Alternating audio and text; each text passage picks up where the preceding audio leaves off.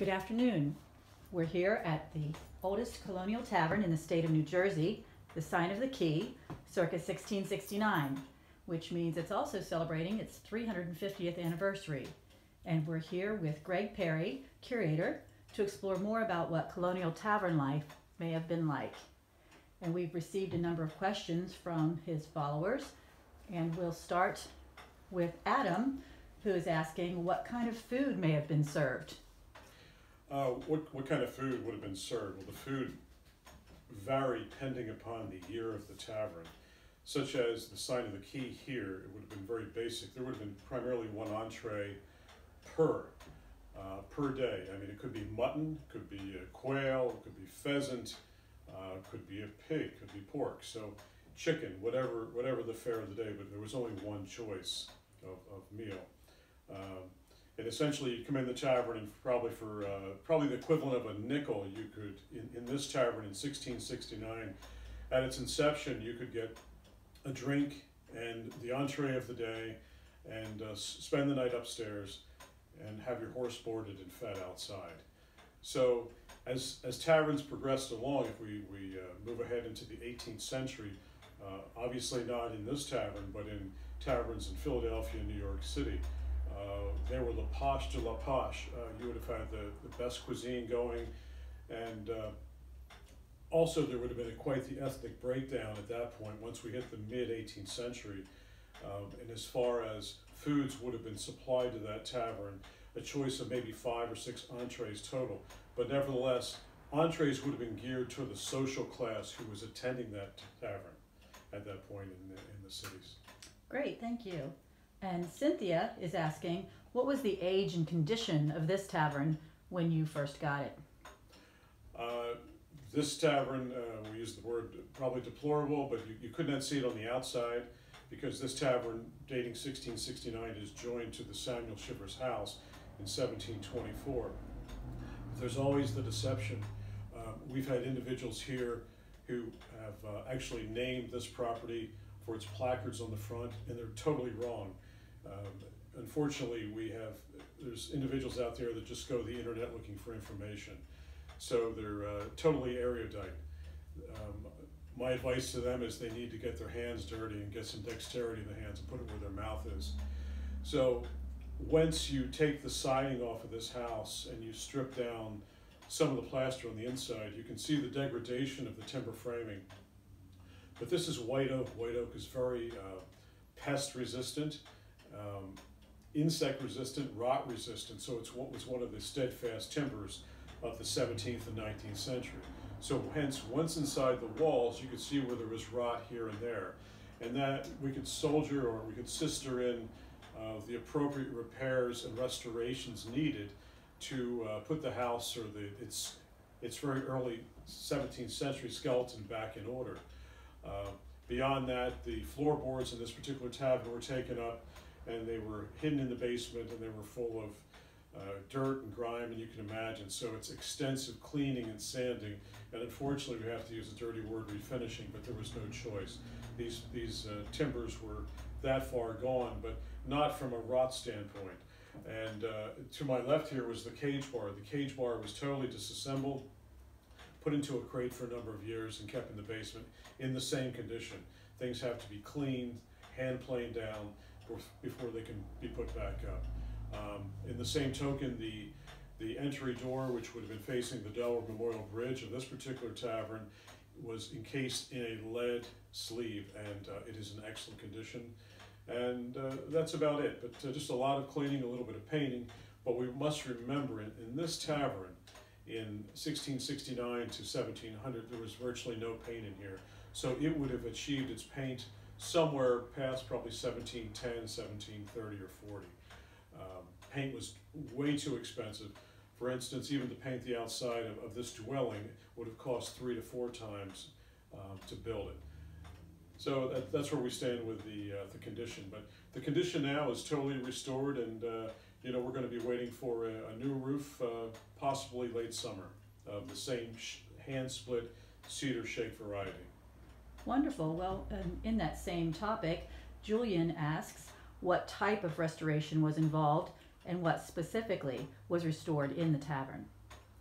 Specifically, as I said, a lot of the skeleton where joints come together.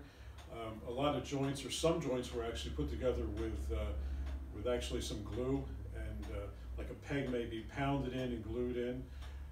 Sometimes this was necessary and sometimes not. But where pegs meet and where wood would run down into the joints, that's where most of the restoration occurred. Up and beyond, again, cleaning the floors and all of the wall paneling in here, which had been painted a god-awful white with a spattering of dots, multicolored dots. So we have somebody that had a total disregard of history, that the last individual that owned the house, and so that had to be put back to new. The ceiling had been already stripped. Unfortunately, you're looking at what I'm terming the ceiling, which is the upper floor and the floor joists above me. Originally, there would be no ceiling in here. What had happened was, somewhere probably when Samuel Shivers owned it, he put plaster up, and hence he put lath up and plaster, and that's been torn down by somebody. So it's back to its original condition, looking up toward what would be the ceiling, yes. And you can see remnants of plaster and such in the nooks and crannies of the timbers. But you can see these are original hand-hewn timbers, and there's a lot of labeling here when when this dwelling was disassembled, where it was sitting at Route 40, Route 45, and brought here. And again, that leads us into the next question. Bill says, I understand the tavern was moved from its original location. Could you explain more about that? Yes, because John Shivers arrived here in 1650 from Monkstown, Ireland, and he came awarded with several thousand acres of land from King George I. And King George was seeking him to create housing and things of that nature, or not housing, but create communities. So through John Shivers and then Samuel Shivers, the land was sold over the next 65 years to create the actual town of Woodstown, Pyle. He sold land to Pyle for Pyle's Grove, Penn to Penn's Grove, Kearney for Kearney's Point. Land was sold to John Fenwick for Salem.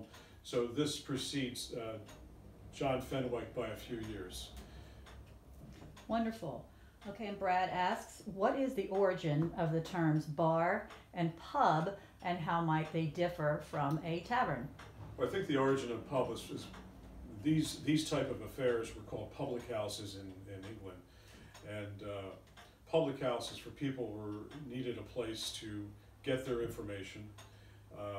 The interesting thing about being the oldest tavern, you can imagine tavern life here in the 17th century. This is one of the only few, maybe a handful, 20 dwellings in all of what we consider West Jersey at the time.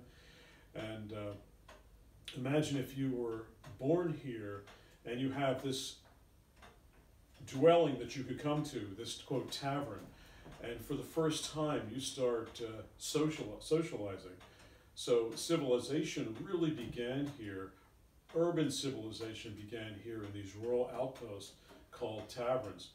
But in England, they were called public houses, and public houses were called also coffee houses, a place where people could have breakfast, could have lunch, dinner, and this would have been a very crude version of that. But hence the colonists liked the term tavern over pub, but it was occasionally, sometimes called a grog house. And a grog was an 18th century drink, usually found by taverns down on the river in Philadelphia and Boston. It was very low-end rum that was thinned out with like a lemon juice. Interesting. And Alice is asking, which genders and ethnicities would we see in colonial taverns? But let me just finish the last part of the last question, I'm sorry. Where the term bar come from. So in colonial America, the most sought-after commodity would have been alcohol. And so just imagine you had a person who owns this establishment. He or she has to do business dealings outside. You have a room full of patrons, which would only have been 6, 7, 8, 9 patrons, and they have to leave to the front of the dwelling. They would close this bar. This bar could lift out, and these bars would have been latched and locked.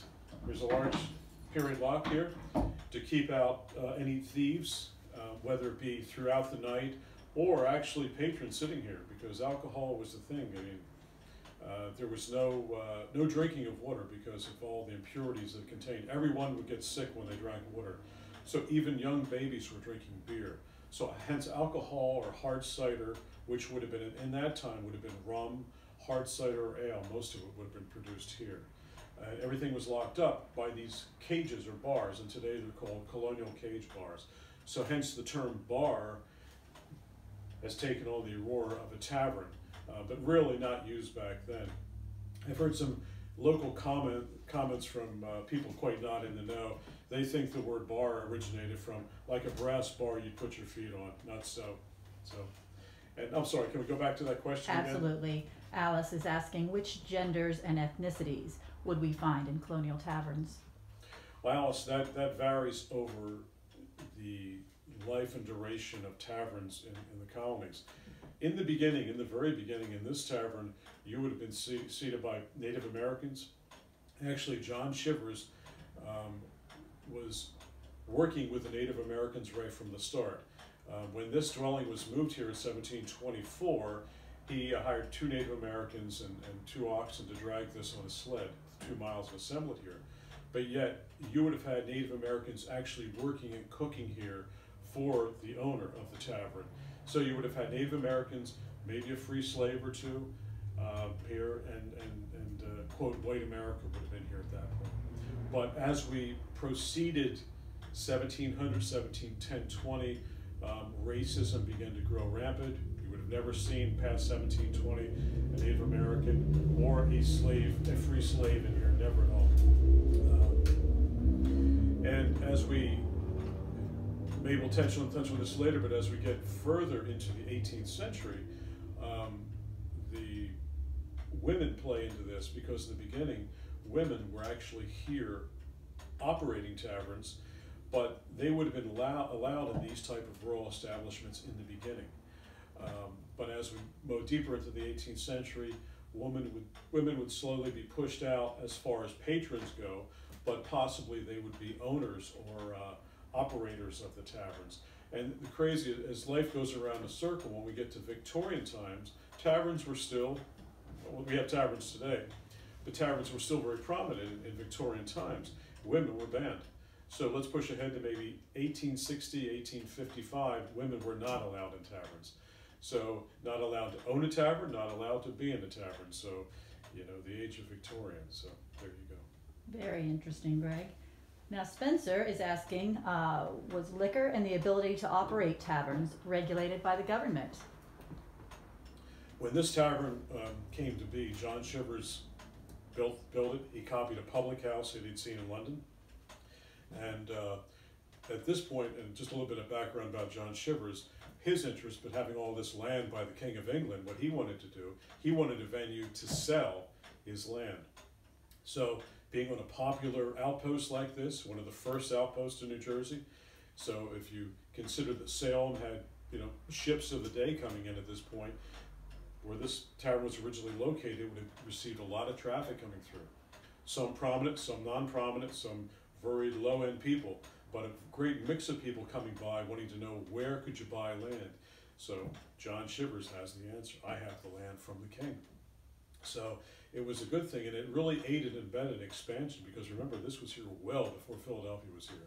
So these urban colonial tavern outposts laid down the roots, but yes, there was no government regulation. Regulation started coming in when the Quakers started coming in, maybe 10, 15 years, although they were coming with the time of John Fenwick, yes, but we had hordes of Quakers coming 10, 15 years after John Shivers came here, and the Quakers were very entrepreneurial people, as were the Puritans in New England, and they both had this attitude that we like to make a lot of money, but we like to project ourselves as not using alcohol. So the Quakers came in and they helped to set up a lot of the local governments in these local hamlets and towns, and they put forth legislation to regulate these taverns. So you had to buy a license essentially from the Quakers, who were running the local governments every year. And it was, these agreements were based on different things. Sometimes it was based on the amount of alcohol you sold, alcohol consumption, the type of food you sold, was people or individuals sleeping in your establishment and things like this. But when we pushed into the 18th century, say in Philadelphia, New York, Boston, Charleston, the government really stepped in.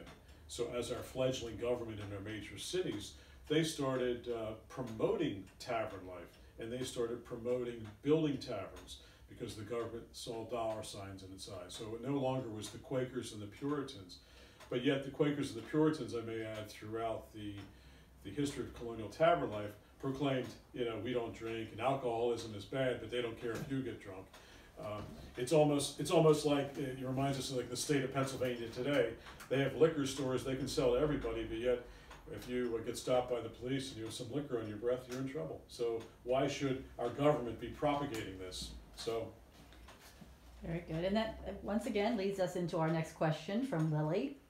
Was there excessive drunkenness and other vices found in tavern life?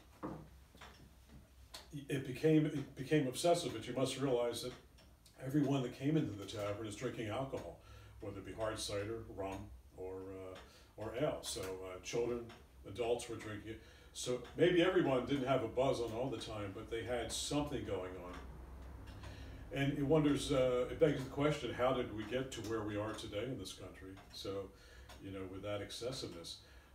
But obviously, if you had individuals sitting in this tavern, there's nowhere else to go. There's no other dwelling except the small cabin that you probably live in down the woods to the right. You would have consumed a couple drinks a night, and there was a lot of drunkenness. So the tavern usually closed down 8:30, 9 o'clock, and everybody had to go upstairs and go to bed, or they went out the door. And keep in mind, there was 2 rooms here, particularly in the sign of the Key, and in the one room, which was the deluxe room, you would have had 2, maybe 3 beds, almost encompassing the entire floor space. So each bed you probably could have sold 6 places. So 6 people would have been sleeping in the same bed with a burlap blanket. And keep in mind the mattress were made of some of straw, some of corn cob husk, you know, the husk that you pull back. And in the other room, the lower end room, the economy room, you would have been sleeping on the floor with a burlap bag. Or burlap blanket rather, and wow. Kind of meeting new friends there. So it could have been very interesting. And keep in mind, people by and large weren't bathing, but you know, once a month, even if that, they probably wouldn't have had a good bath. So things could have been quite ripe there. I have to tell you, Greg, Yeah. I think I would go for the economy room and Yeah. not be 6 to a bed. Yes. But Sarah asks, how did colonial taverns differ from their English counterparts, which you did touch on briefly, but if you could expound on that. Well, they differed in a few ways. There was number one, size. It was they were absolutely huge with vaulted ceilings, and this tavern did not get clocks, as you see. There's two long case clocks going in this tavern till around 1700. But your typical tavern in London, dating back to 1650, would have had a timepiece in it, and the timepiece was pivotal because no one had a clock, no one had a watch, no one had a sundial, no one knew what time it was. So that's one reason to go to the tavern. Otherwise, socialization, drinking, eating.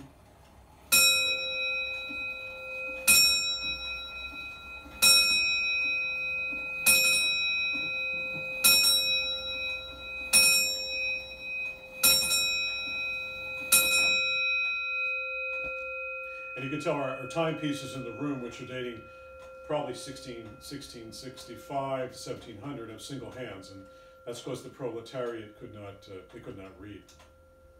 But there were other reasons why, comparatively speaking, obviously the English, even the smaller English pubs, people were much more educated than in the colonies.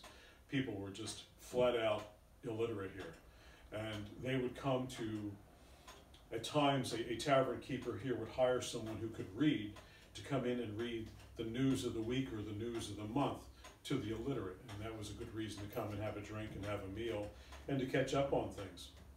Who's winning the war, or you know, who's coming over? Are we going to rebel against the crown? What's happening? So that was, but much more literate in England. So people read. I mean, you know, maybe to a 2nd, 3rd, or 4th grade level. But here, illiteracy reigned.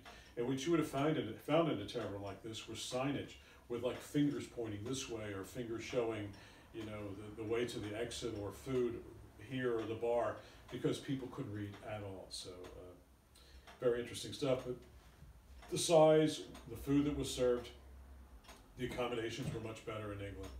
Basically, Thank Look at you. differences.